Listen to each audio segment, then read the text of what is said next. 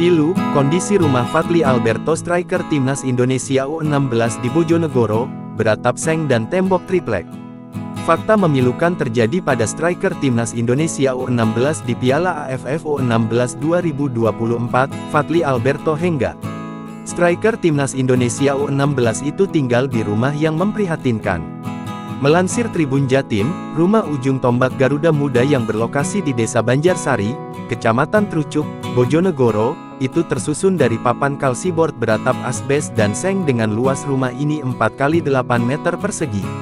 Rumah Fadly Alberto Hengga yang ringkih itu juga tak berdiri di atas lahan pribadi, melainkan di atas lahan milik perhutani.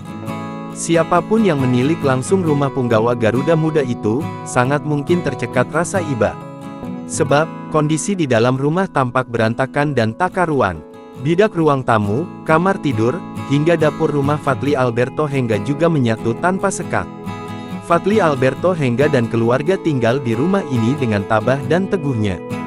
Fatakun selaku kerabat Fadly Alberto Hengga mengatakan, striker timnas Indonesia U16 akrab disapa Fadly itu sudah tinggal di rumah dimaksud bertahun-tahun bersama adik dan ibunya.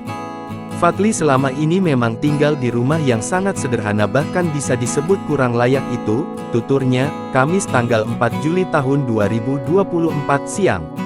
Lebih memprihatinkan, terang pria yang juga ketua RT setempat ini, rumah ditinggali oleh Fadly dan keluarga tersebut berdiri di atas lahan BUMN Perum Perhutani. Ironisnya, belum ada perhatian khusus dari pemerintah terkait permasalahan ini. Dengan prestasi yang ditorehkan Fadly bersama timnas Indonesia U16 di turnamen ASEAN U16 Boy Championship 2024 kemarin, Fatakun berharap ada apresiasi untuk Fadly sekeluarga.